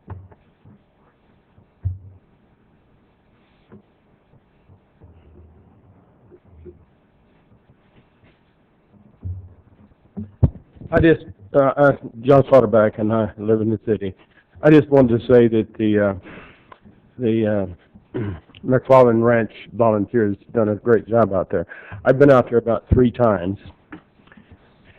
And the first time I went to an old machinery show, and I didn't quite understand why they didn't charge something for, when I came in, there was no charge of anything. And I thought they should be charging something because if I go to a function, I'm willing to pay. But of course that was way back when they were just getting started. And then I went, I think, to a car show. And the last time I went, some lady come up and asked me for a $2 donation, for parking. And I was really glad to give it to her. And then when I got inside, I got to thinking about it. The lady didn't have anything showing that she was part of the McFarland Ranch. So I wondered if somebody had figured out a way to make an extra $1. But anyway, I thought it was great when somebody charged for the function because that's one way to make some money. I never did understand a couple of times. The first time I could understand a little bit because I think it was just getting started, but it looks to me like when the people go to these functions, they should be charged something because most everybody that goes to these functions, I brought a person from Stockton to the old machinery show, and I seen some people I knew from Sacramento at the old machinery show, and that most of these times there was nothing charged for parking or anything, and I think that's a mistake because I'm willing to pay, and most people would be willing to pay something to come and see a car show or whatever. I don't know whether they do charge now. The last time I went was when this lady got $2 out of me, but I didn't see no identification, and I got to thinking about it. I didn't get a ticket or nothing, so I'm not sure whether it was part of the McFarland Ranch crew or not. But I also like what I heard Barbara Payne say about some oversight to when you give money, donate money to different organizations. I think council needs to take some oversight and oversee what's going on a little bit with this money. We've lost a lot of money on that Boys and Girls Club that still gets to me. $500,000 building that was demolished, and then the last thing was that $400,000 that we lost. So I would like to see council with a little bit of oversight when they give money out. Just giving money out and without some kind of oversight with it, it doesn't seem like the way to manage. So, thank you. Thank you. Thank you, John. I would like to comment to you, John, about, I think most of the council members have been out there at the car show, and there is an admission fee, but they've never charged for parking, so I just thought I'd pass that on to you. I think Jeannie was getting ready to come up to the podium and say something about that. I think they took donations from the Boy Scouts. Not every activity out there is sponsored by the Galt Area Historical Society. The Old Engine Show is not sponsored by us. The only thing we do at that one is sell pie. And we do very well with our pie sales, but that's all.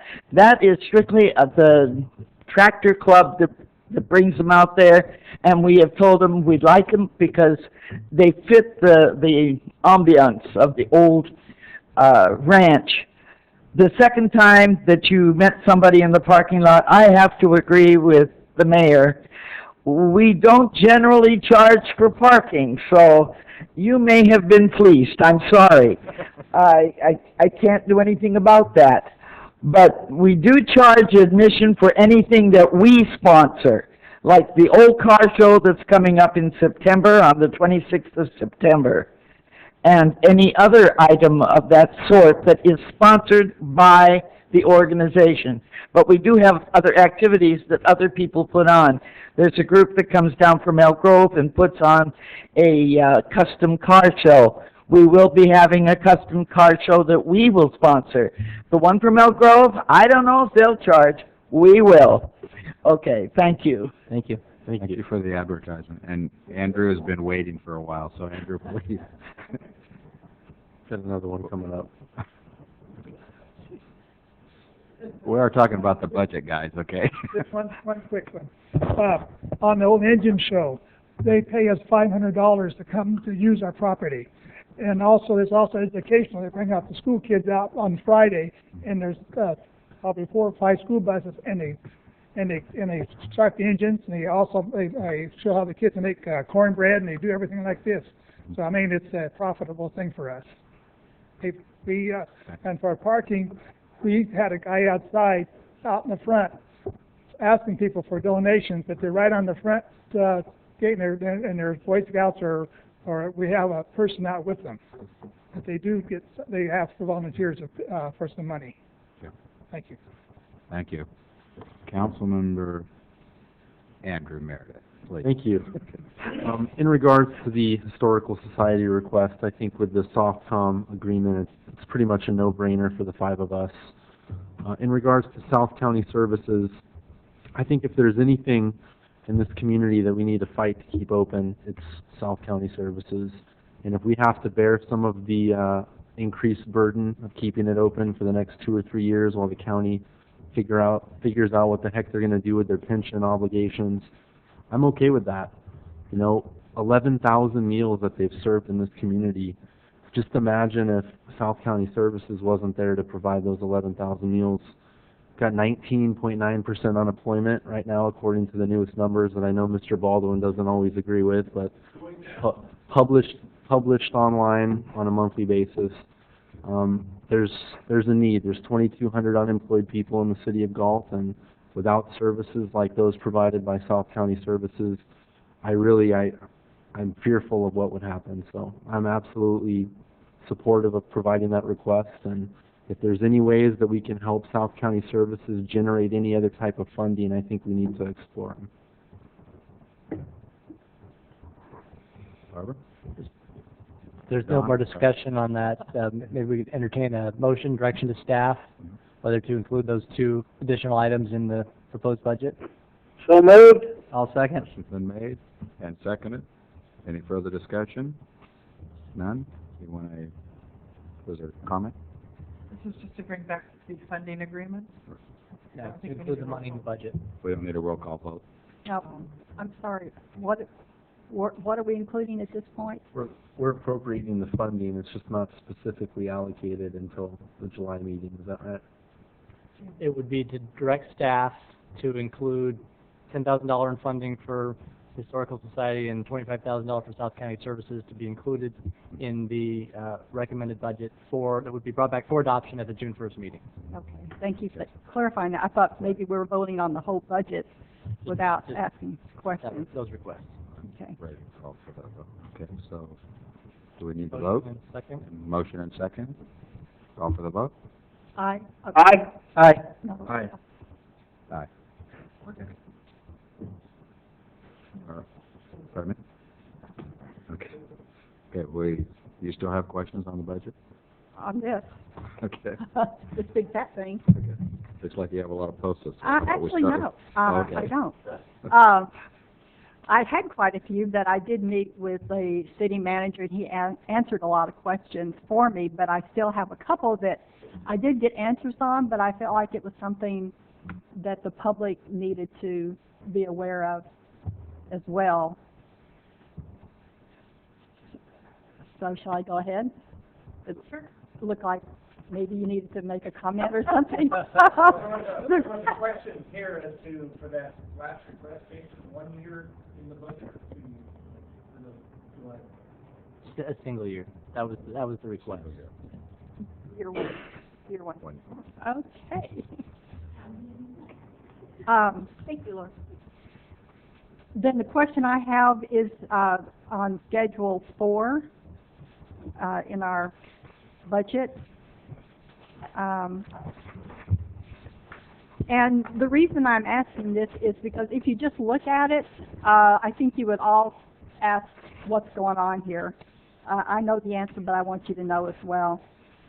So if you come down to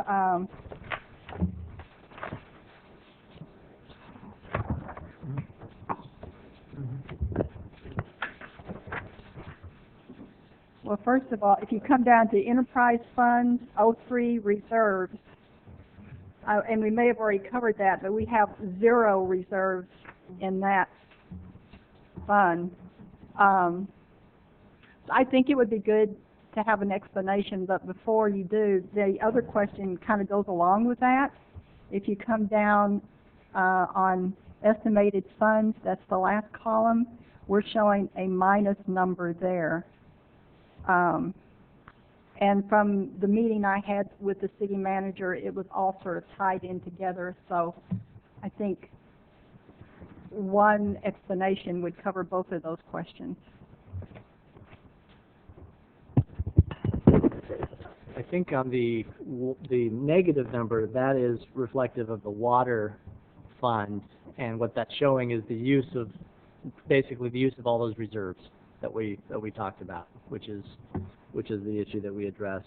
The other one with the stormwater and the fact that we don't have reserves in that fund, we started putting money aside for reserves for water and wastewater several years ago. We never did it for Fund 3 because Fund 3 really didn't have funds. This is one of those funds that the revenue source can't be increased. The majority of is based on property tax assessment, and the majority of the city cannot have those fees increased, similar to a landscape and lighting district. And so those funds are really limited, and so there's no ability for the city to put those reserves aside. What we are forced to do, and this is going to become an issue probably into the future, is Fund 3, the stormwater. A lot of that is for street sweeping. That's a big part of what those funds are used for. And what we're doing right now is taking funds out of some of our other federal, state, county transportation dollars and using those to fund some of the street sweeping, other programs and things. And the cities certainly can legally do that, but then it takes away potentially the funding for some of those other roadway projects and so forth. So at some point, the city is going to have to make some decisions as far as how it wants to continue to fund street sweeping services and other things of that sort, because that is a fund that is in trouble and probably will be in trouble for the foreseeable future. Okay. And the reason I brought that up is I think the public needs to be prepared for what might happen there. We may end up either giving up our service of street sweeping, or we could be looking at some kind of an increase. So I think we need to be prepared if that's what happens.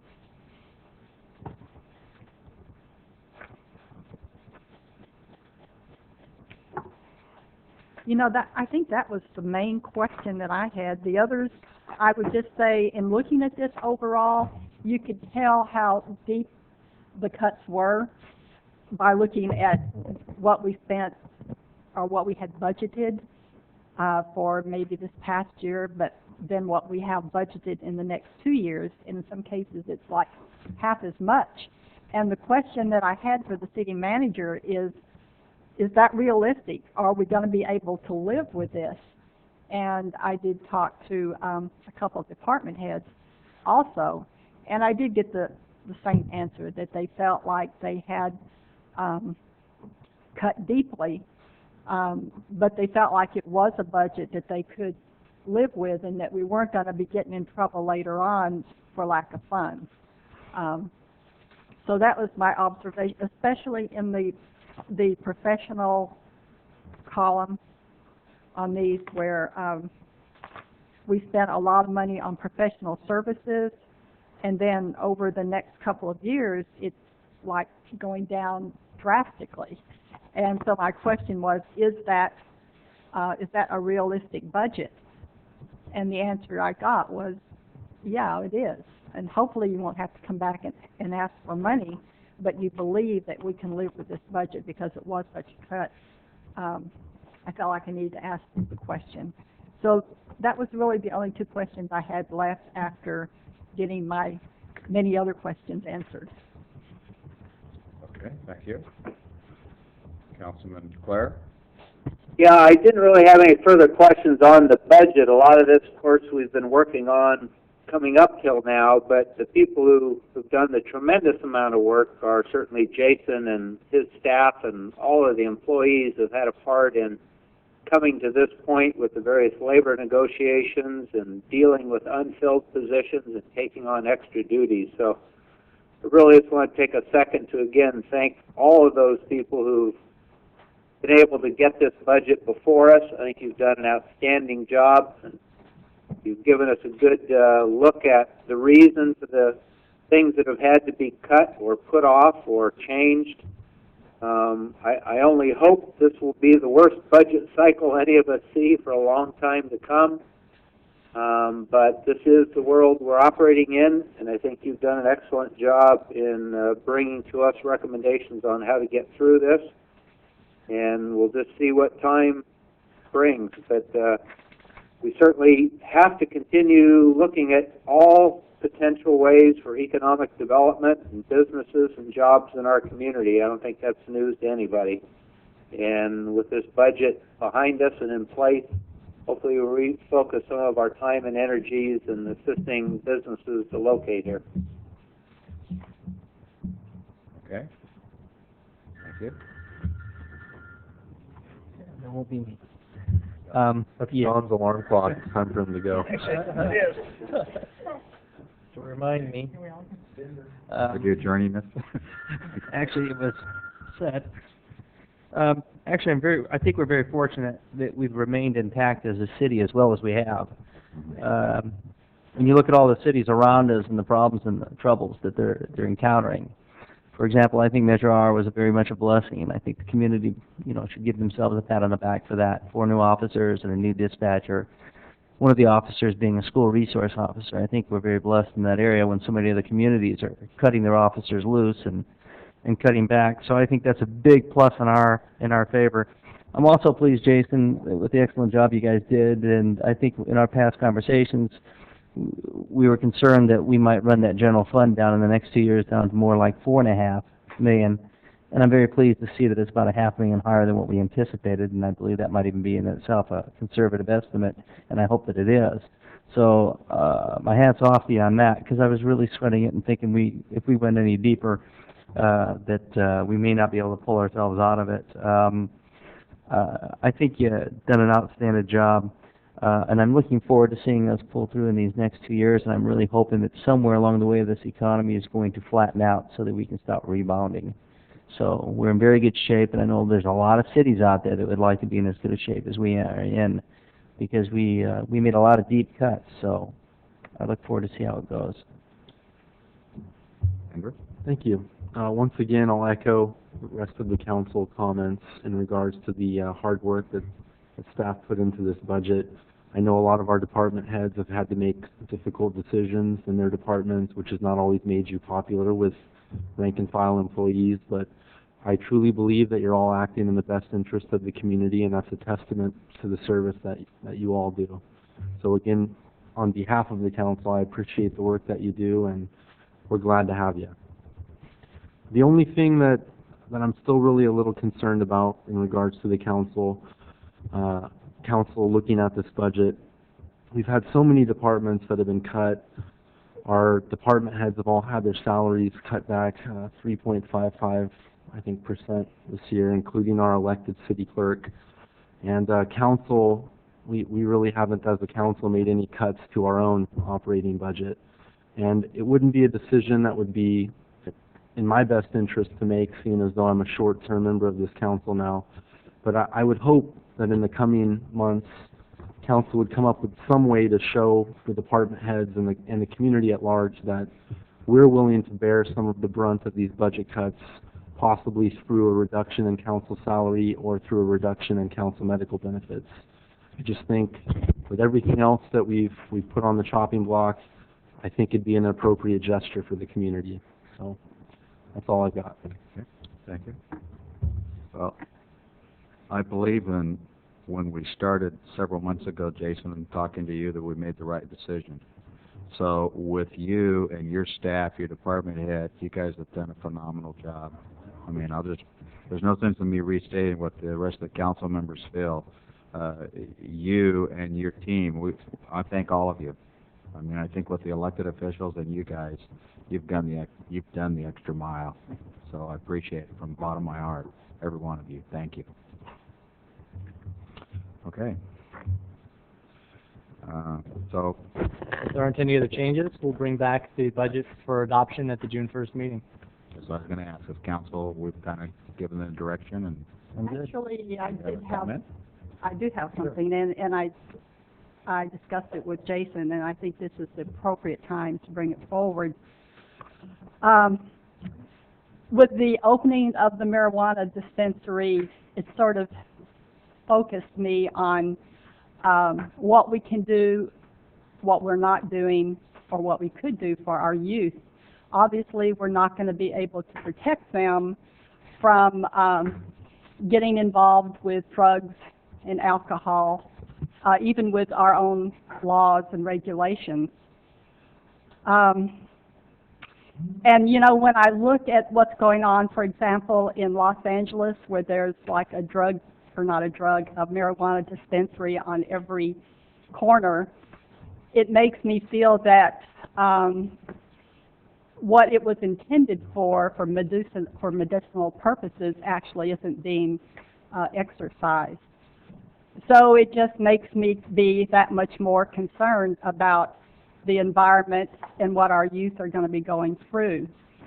I think Galt is very good in providing programs, especially recreational programs.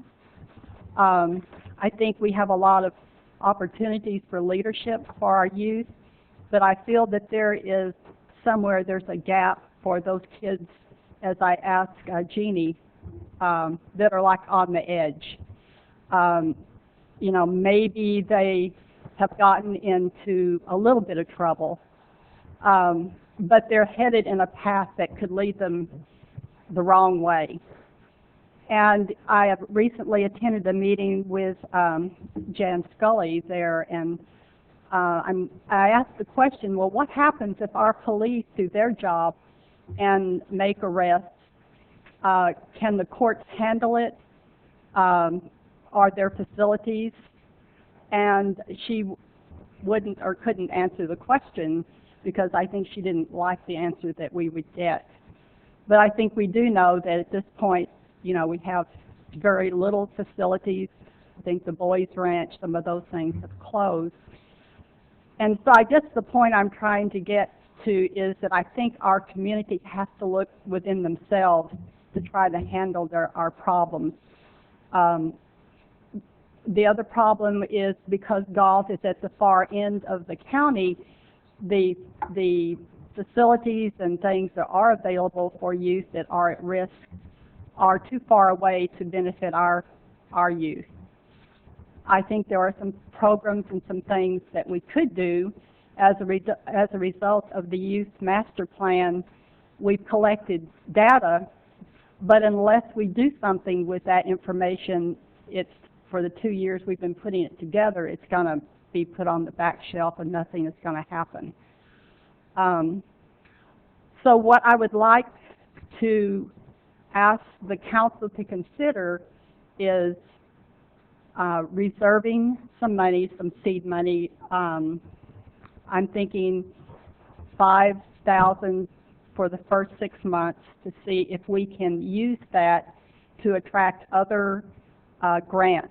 If we have a program in place to address this type of a problem, I think we can get grants from other sources. But if we don't have a program, the chances of getting those grants are pretty slim. So I would what I'd like to do is ask the council to consider reserving some money for that type of a program. Then we could come back with details and you could approve it or look at it again to see if you feel like it's worth pursuing. That's my thoughts. And I thought Don had a question. No, I was going to comments from council. I think my main comment is one I've kind of made in the past. I think everybody on the council's worked with a variety of groups in our community, whether it's with the schools or the churches or others, trying to deal with just giving our kids alternatives, let alone the at-risk youth. And what I'd recommend, I don't have a problem with what you want to do, Barbara. My recommendation is there seem to be actually too many different programs running simultaneously trying to do duplicate goals, and I think given everybody's shortage of resources, the first step would be to get those groups together, and we know pretty much, I think, who all of them are, and see if we can consolidate some of these efforts, and instead of 3 or 4 of us spending, $5,000-$10,000 separately, find 1 or 2 focused efforts and get everybody behind it with what little money we have. Over the years, I think there have been too many programs and not enough ultimate successes. I'm not trying to take away from anyone, but I think we've been a little too splintered in all our individual efforts and not as successful as we could have been if we were more focused, and I think now is the time to do it. So that'd just be my thoughts before we start another program with our own funding. I would regroup everybody and see how we could best go after the goals we're trying to achieve. I'm in agreement with you on that, Darrell. I think there's a lot of overlapping programs out there, and I think that they should be looked at a little bit more closely before we invest any money at this point. And I like your idea of looking at those and possibly pooling the resources. So I think that's something that would be better looked at and time invested, well invested, versus putting any more money out there at this point. Yeah, I'm fine with that. If I could just try to answer the comments that Darrell made. We have a committee called CAST, which is cities and schools working together, and they have inherited the youth master plan to implement it. However, it's just a loose organization. It's not a nonprofit, so it would be difficult to appropriate money for that group, and that's why I was suggesting that we just sort of put it in reserve so that it could be used by the CAST group if we had, the need for it. And I think that your idea of everybody working together is part of what the master plan was all about. And now we just need to implement it. We've had meetings, workshops for 2 years gathering all that information from the faith-based communities, from the business community, from the students, from the adults. So I think we are at the point you're talking about. We just need to have a tool to start implementing it.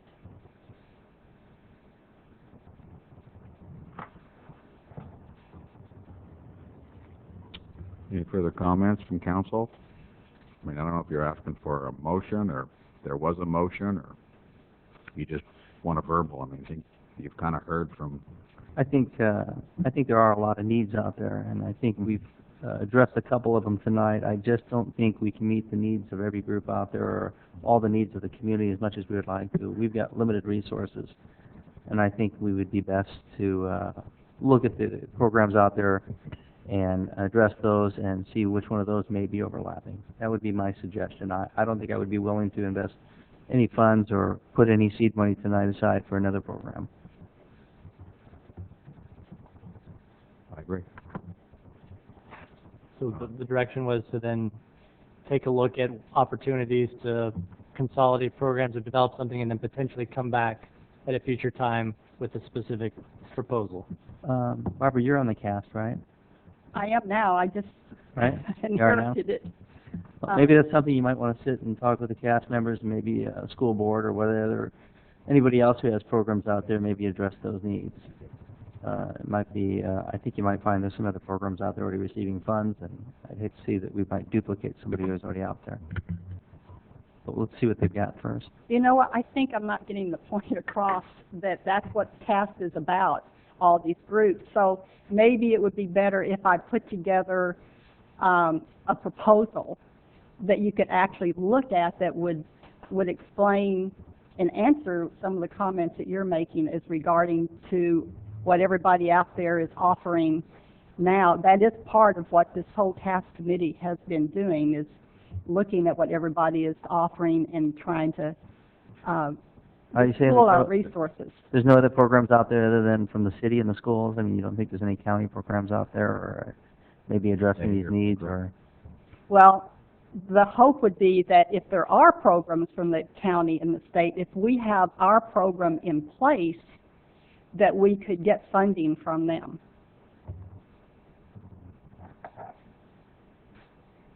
You know, I don't want to keep everybody here all night. It's just a proposal that I would like the council to consider. I'd be glad to try to put some details together and bring it back at another time. I just felt like this was the time to perhaps, since we're talking budget, look at reserving a small amount of funds. And if it, you know, I think, if it came down to it, I'd pop in my traveling money, and I already give up my health benefits. So I would use my money to fund it just to, you know, get something going. But it's not the idea of the council to go ahead with something like this. It's got to be a council decision, not just mine.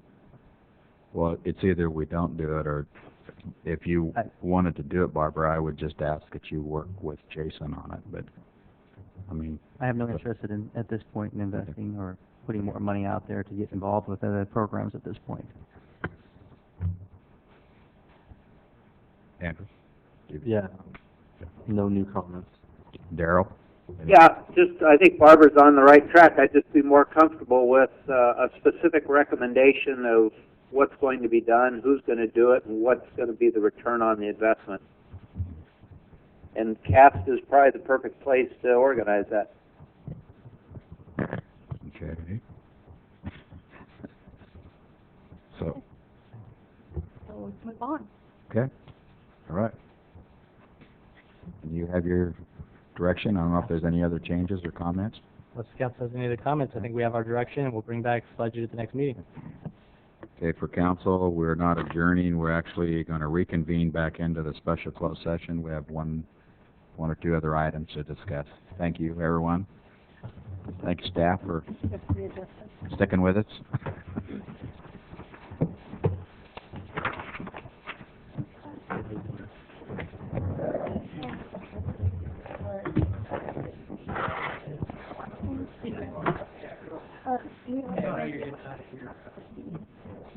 Thursday afternoon. I don't know. Yes. Which Who's waiting one second? I have no idea who she